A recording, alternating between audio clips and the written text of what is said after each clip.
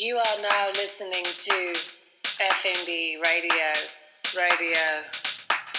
And welcome to F&B Radio. My name is Lindsay Collins, and I am your host. I'm pulling a 7 a.m. I'm going to do the show, so help me God, move. And actually, this show is brought to you by Hardee's, which is what my kids call Hardee's, which is a fast food. You know what it is. I don't have to say what it is. Jeremy woke up and was like, I don't know how we started talking about like nostalgic foods. But I think that fast food breakfast, circa 80s and 90s, it really holds a special place in people of a certain age, aka my age, their hearts. Because at one point, fast food breakfast, like before all of the knowledge around health and wellness was so readily available, people were like, this is a great breakfast. You know what I mean? People were like, man, this is a complete breakfast. This isn't bad for me. People like could eat there and just feel great about it. And I think a lot of people are chasing that dragon. Right now, Jeremy's out there on the road chasing that nostalgia dragon, which is in a lot of ways not possible to ever get back to that where you're just like, Maybe it's that your stomach was different then. Maybe people's stomachs were more resilient. You know, over time you can evolve into a person who can't tolerate gluten. You know what I mean? Like where that kind of thing just didn't seem to matter back then. You would just see like older guys rolling through Hardee's like on the wreck, like that was their day, you know? And I just don't think there's enough of that anymore. I think there's so much awareness around what's good for you or what's not good for you that it really taints people's ability to have a nice drive-through biscuit from a place like Hardee's. Now, I will say, when you're talking about breakfast in drive-thrus specifically, not all are created equal. And many people have come and gone. Some people are just dipping their toes in. I'm looking at you, Wendy's. And even some places like Taco Bell, you'll be like, they have a special signage that says breakfast, as if not all restaurants are like participating. You know, some people are like, no way. Some people are like, yeah, there's a breakfast market. But back in the day, breakfast in a fast food place, it really wasn't all created equal. And this is an unpopular opinion, but a lot of people think McDonald's breakfast is really good. And it is. Okay. But I will say, just across the board, fast food it's very dependent on the store that you get it from, first of all. So they're not all equal, even though that's kind of like the basis on which they run, is that any location you can get an Egg McMuffin and it's going to be good. That's just not the case. I've had a McGriddle that absolutely made me want to throw up. And I've had some that are just like, you know, this is a scientifically engineered perfect food. So there's variation, let's just say that. But I will say that Hardee's has an incredible biscuit. And it always kind of has. I haven't had one in a long time. I guess I'm about to get one now. And so I'll report back on how they're holding up. But at one point, there were real people in there making biscuits before dawn. And you could get a hot cup of coffee. Wow, I had a hard time saying hot. It's early, okay? It's Hardee's breakfast early on a Friday. So just bear with me. But yeah, it is, it's just a funny thing when nostalgia directs the craving, because that happens to me a lot. And as I get older, I'm realizing that times change, not only the actual perception of what it tastes like, but maybe you change, and that whatever you're eating just doesn't hit right anymore. I find this happens a lot around the holidays, where I find myself reaching for stuff and I'm like, it's just not good anymore. What happened? How come I don't enjoy this anymore? But that's neither here nor there. There is something that I had recently that I'm like, it changed my life in a lot of ways. And I haven't been able to stop thinking about it. And it's the Welton's Tiny Bakeshop slice of chocolate cake.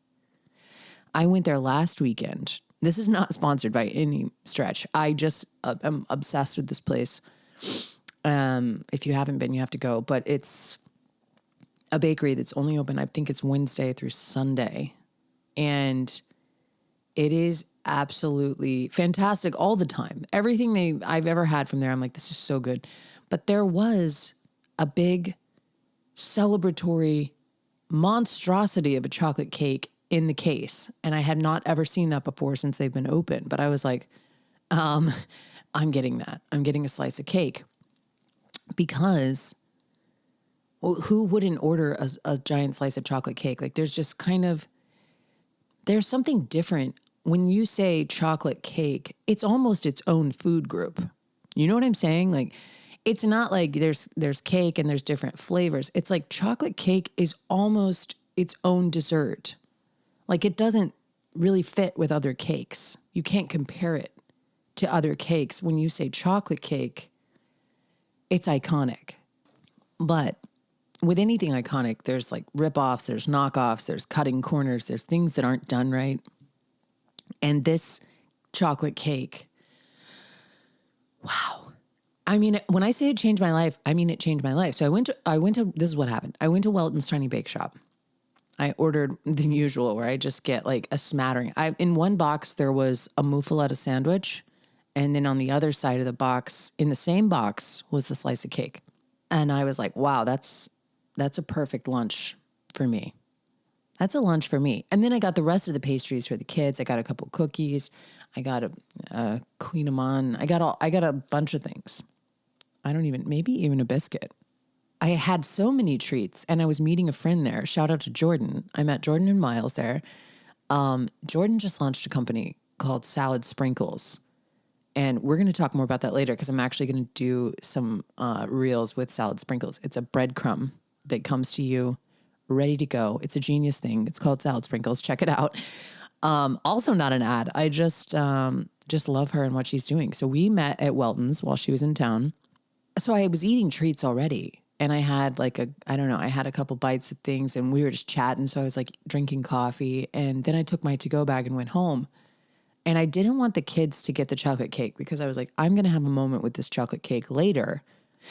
And so I put it into like one of those little Tupperware containers to keep it ultra fresh. Because one thing that happens about a slice of cake is it will dry out. Everybody knows this. And so I was like, I know I can't eat this chocolate cake right now, so I have to preserve it the best I can. So I put it into an airtight container and put it in the back of the fridge. And I'll be totally honest, I can't believe I forgot about it, but I did forget about it for a couple hours. Not for that. I'm not saying like a week later I found this cake. Like within a couple hours, I was like, oh yeah, I have a fat slice of chocolate cake. I am my own best friend. And so that night, I like showered. I was like winding down. I was headed into the kitchen to make my tea. And I was like, oh, I have a slice of chocolate cake from Welton's Tiny Bakeshop. And then it was just this ceremonious, I'm the only one in the kitchen. It's totally dark, except for the little light over the sink. House is clean. It's quiet. There's candles. Like this isn't me setting the mood for this moment I'm about to have with this chocolate cake. And because Welton's it does everything right, they know that it's winter citrus season. And thanks to global warming, South Carolina actually gets a lot of good citrus. So are people calling it global warming anymore? We're just calling it climate change. I sound like a person that goes to Hardee's. Like, what am I? Oh man, I need to check myself. Anyway, I'm like candle lit, quiet kitchen, in a robe, wearing slippers, and I take out a fork. I select my favorite fork because that matters. Because this is a tall slice of cake. And immediately I notice perfect layers, right? The layers are perfect. Machine-like almost. Like just too perfect. Like I was like, who made this? A human? Did AI make this cake? It's so perfect. And I take a bite of this cake. I try to get as many layers as I can so I get the full, but it's truly too tall. So I have to take it in 2 bites, like a half, like a giant, like a dinner fork size worth, and then another dinner fork size worth deep. So I have to take it in 2 bites. But immediately I was like, is this the best chocolate cake I've ever had in my life? And then I was like, oh my God. And then I almost got teary, which is such a rarity. Like, I love food. I get excited about food. I'll dance around while I eat something and be like, holy shit, that's good. This, I was like, this is special. This is something so special that it doesn't come around every day. It might not even come around every year. And it had scented with orange, all this like ganache that was scented with orange. I don't know why I said that weird, but anyway, it's 6:30 in the morning, everyone. Just calm down. They had infused the chocolate somehow with satsuma, and there was a satsuma like compote or jam, or I don't know what you want to call it, preserve, on top. And then in the layers, I'm like, I have to flip on the lights at this point because I'm like, now I have to dissect this cake. I can't believe, I can't just move on and eat it. I have to look closer because I'm like, what is this? And there's layers of cake and they look like a chocolate cake, but they have this flavor that I just can't put my finger on. And I'm like, this isn't chocolate. Or if it is, it's some kind of like, it's infused with something else. This cake is puzzling me. And I'm at the same time, I'm like, don't overthink it. Just like eat this cake. Just enjoy this cake. And so I'm eating this cake. There's only one slice. Jeremy was in the shower. I had to go into the back and I was like, hey, and he's like in the shower. He's like, what's up? Is everything okay? And I'm like, you better come out here and try this chocolate cake. And he just kind of was like, well, okay, I don't really feel like a chocolate cake. And I was like, fine, suit yourself. But I'm telling you, this cake is something out of this world. And I just continue to have a love affair with this cake. He comes out and has a bite and it's like, same thing. Just like, what is this? And the orange, like if you've ever had one of those, remember in the like early aughts when people first started finding out about those, I don't know if they're Belgium. It was like, looked like an orange, but it was a piece of chocolate and it broke up into little segments that looked like an orange. That was the first time I ever heard of anyone putting orange and chocolate together. And I was like, weird. But then I tried it and I was like mind blown by this flavor combo. Just some little kid living in rural South Carolina where I was like, oh, why is this so novel to me? No one's ever presented me with the idea of citrus and chocolate to that closely married. I've had them like together in different bites, but I'm like, when you're infusing chocolate with citrus, it's something else. It becomes something else. And so this chocolate, we were just like both kind of going after this chocolate cake. And then Jeremy was like, all right, that's my last bite. And I was like, okay, good. Because you're kind of eating a lot. And then he couldn't stop. He had to come back later. And I was like, you said that was your last bite. Like, that's enough. And he was like, it's so good. What are the cake layers? Like you could tell they were so soaked in something, but I couldn't discern what it was. And honestly, I didn't even want to. Some people are like food scientists and they want to break it down. I'm like, don't even tell me what's going on. I don't want to see the wizard at Oz. I just want to be at Oz. You know what I mean? I don't need to know every little thing. And so I was like, I'll just eat this cake and just savor this very unforgettable moment with a chocolate cake. And then thanks to social media, I saw Hannah Welton, who is a darling, and it's her place, her and her husband. But she posted about the chocolate cake and I saw it and it was like seeing an old flame. Like I saw a glimpse of it on social media and I was like, huh? I'm like, I felt like REM. I was like, this one goes out to the one I love. That's my impression of REM. But I was Michael Stiping this cake in social media. I'm like pausing on her story. And then in the next slide, she breaks down what's in it. The cake layers are vanilla. So right away, I'm like, God, these sneaky fucks. Like they're just doing so much high level sorcery with this cake. And they're soaked in red vermouth. I know. I was like, God damn it. That is so high level, but it just ate like a chocolate cake of my dreams. And I just wanted to share that incredible experience that I had because it's so rare for me to just be stopped in my tracks, almost brought to tears, and then like have to go and find someone just to make sure that this experience that I'm happening is real. I had to go find Jeremy and be like, this is the best chocolate cake you've ever had though, right? In all ways. And he said, yeah. And I proceeded to eat the whole cake.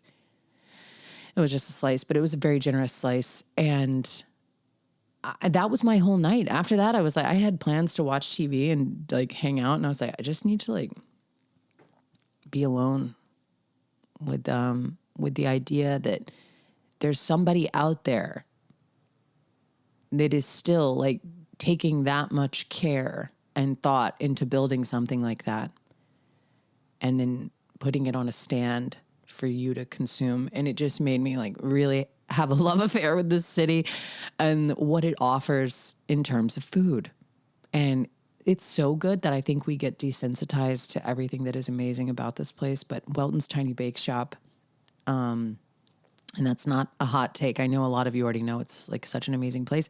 I even know it's an amazing place, and I've gotten desensitized in some way, but that cake stopped me in my fucking tracks. And I hope I'll see it again. And at the same time, I hope it's not always on the menu. I hope it is a rare cold week in January when you can get that cake. Because I think some people have something like that and it's so good that they're like, I need that all the time. I need to have access to that all the time. But then it's not special anymore.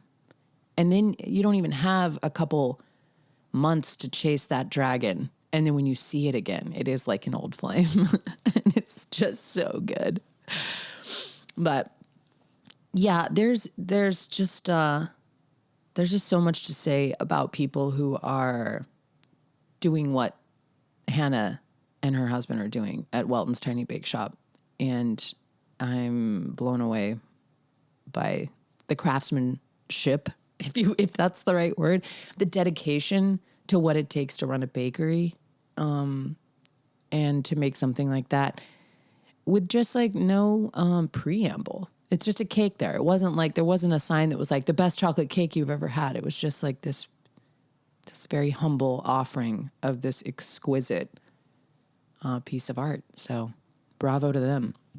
But anyway, that's enough about Hardee's and cake. I'm once again asking you to hear some of my cryptic teasers. There's some really fun things happening.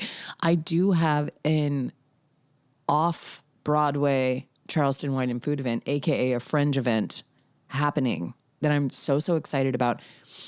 I can't say a lot about it, but I will say that it will involve breakfast and you being able to eat it. So if you've ever wanted to come to my house and have me cook you some eggs, you might just be able to do that at a very little cool spot downtown. And I'm not going to say any more because I don't know if it's officially happening, but I'm headed to a meeting right after this to kind of nail down when and all of the things. But it'll be a small, intimate gathering if it all goes to plan. And it will involve me making you breakfast and maybe a live podcast. So stay tuned for that. And as soon as tickets are available, you'll be the first to know. And side note, this really doesn't have much to do with F&B Radio, but it kind of does because F&B Radio is in everything, okay? Podcast centric. My podcast production business, I recently kind of launched a new service offering where I'm doing more what I'm calling content creation, these sort of one-off comprehensive shoots where we make some really fun video content for social media. And I just want to thank everyone that's reached out. The response was incredible. I get so in my head sometimes, thinking that the way I do things is too random and not thought out enough, but actually it's just when I have an idea and I'm excited about it, I just kind of jump on it. And this is one of those cases where I've been feeling like I want to get into this sort of area of my business where I'm making more things for people and interacting with people, not just people who have podcasts, but any creative people. And so I finally got around to like figuring out how to say that. And as soon as I did, everyone was so excited about it and signed up for consultations. And it was just a really busy and exciting couple days just chatting with all of the new faces who reached out about that kind of work. So thank you to you if you're listening and that's something that you reached out to me about, or just to say that you think it's a great idea. It's very, very exciting. And one of the things I'm most pumped about, kind of adding on to what I already do for my podcast clients in 2024. So more to come on that. And in the meantime, I hope your weekend is filled with something as unforgettable as the Welton's Tony Bakeshop chocolate cake. And while it still is citrus season, if you see that cake in the window, please don't pass it by. It's not an ordinary chocolate cake, and you're not an ordinary person. I love you. Thank you for listening. I'll see you next week. Bye. Bye.